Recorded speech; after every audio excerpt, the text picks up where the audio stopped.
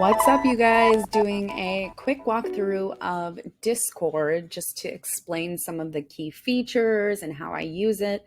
I've been in Discord for a little over a year now, and I run a server, and I've learned a lot of little tips and tricks that make it easier for just anyone to hop in. It's really confusing when you're in it for the first time because it's like just an overwhelm, and even people who use it regularly, like me, it's still easy to get overwhelmed. So I'm just going to walk through some of the basics, sort of the layout, show you how channels and servers work, and dig into settings a little bit. So when you first log in, and by the way, I use the desktop app. There's also a mobile app, and then you can also use it in your browser directly just by going to the Discord website.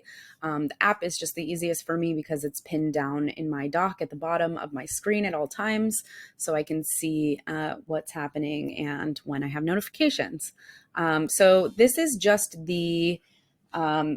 actually just the DMs section of Discord. So when you first open your app, usually you'll be in this. I'm chatting with Midjourney bot over here, doing some Harry Potter generations, but you'll see sort of the layout here. These are either individual people that you have direct messages with, or maybe group chats. I think you can have up to 10 people in a private group chat at a time, but these are not tied to any specific servers. These are just private messages. Over here, there's a couple different options pinned up in the navigation, like you can start voice calls, video call, you can see any pinned messages in that thread.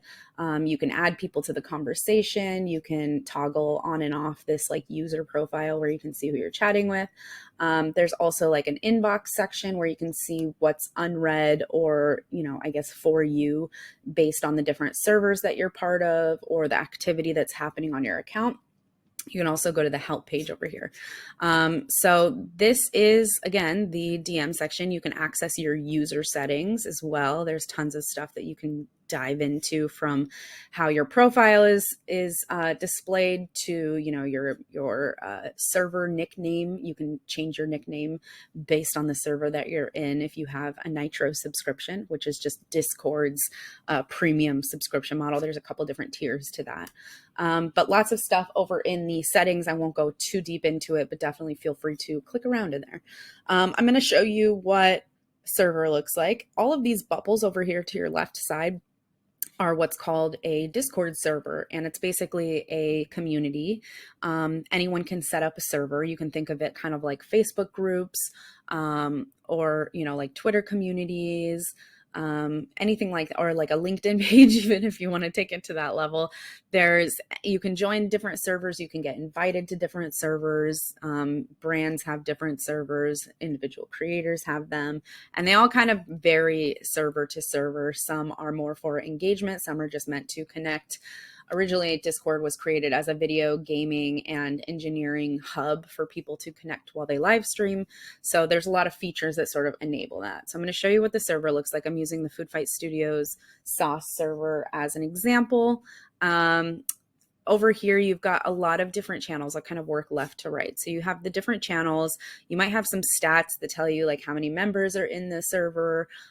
Usually there's some sort of a hierarchy depending on the server that you're in. A lot of times the most pertinent information will be up at the top. So permalinks and information, announcements, stuff like that, the rules section. And then, you'll kind of narrow down into the things that you can actually participate in as a user on the server. Anything that's like a hashtag next to it is actually what's called a text channel. So that means you can just chat like normal. You can go back and forth. You can send GIFs, stickers, emojis. You can emoji react to things, and that kind of shows you what it looks like. Different servers have their own custom sets of emojis. There's also what's called forums, and that's this icon that shows the two message bubbles. This is just kind of a more in-depth way to post around specific topics. Not all servers have this feature enabled, but in our server we do. Anyone can post and add a new post. Consider it kind of like a traditional thread, or like a Reddit or subreddit community. Kind of has the same sort of approach to that. And then there's also voice channels, which when you join one of these, that's what it looks like. You're now in the voice channel. You can talk with people. You can share screen in there. You can participate in activities. So anything that has this little like sound or megaphone icon in it is a voice channel. There's also other channels that we don't even have displayed in here, including there's like a stage channel, which is great for like large gatherings where there's like a presentation of sorts. Yeah, there's a lot of stuff in here. So then main chat, a lot of servers will have like a main chat or like a general hangout area where people just talk as though it's a chat room. And so when you're in here, again, you can like participate just with text. You can send gifts and GIFs. There's also stickers, and I went through the emojis already. Over here on your right-hand side is the list of active users who are online right now. And oftentimes those will be sorted by specific roles. Every person on a Discord server is assigned permissions, and that comes in the form of what's called a role. So you can actually click on different people's faces or names on Discord and see what roles that they have. Sometimes people will include like a brief description. And that kind of just like sort of helps to organize and create, some sort of like a framework around what this person is doing as part of the server. So you can understand if they're like an admin just starting out. Again, all servers have different types of roles. So it just, your mileage may vary depending on which server that you're part of and invested in. But roles are important because they do grant permission and access. There might be channels in here that certain people just don't have access to, and they wouldn't know unless they had the role that made that channel visible for them. So you can kind of segment as well and choose your interests so that you're not overwhelmed with tons of information all the time. But you can, there's ways to make it so that you only get access to certain things with a specific role. So that's really the basics of it. You can invite people to a channel, to a server by simply right-clicking on a channel and clicking invite people. This will send you, it'll create an automatic link that expires in 7 days, but as long as the server is open to new members, you can go ahead and just invite new people. And they'll be able to join within that window of time. Another tip that I recommend is muting servers.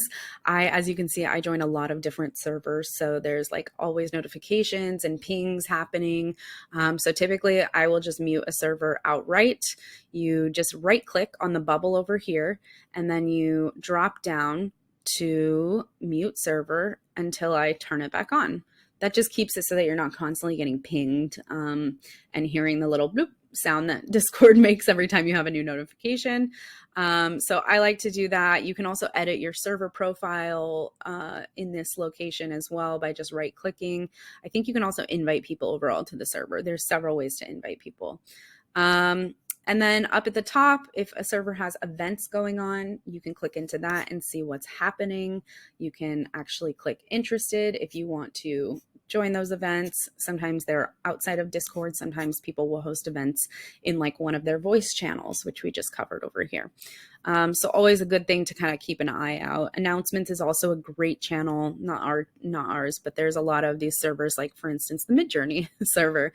Their announcements is always great to see because that's kind of like the most highest level of information that you're getting directly from the server owners or builders.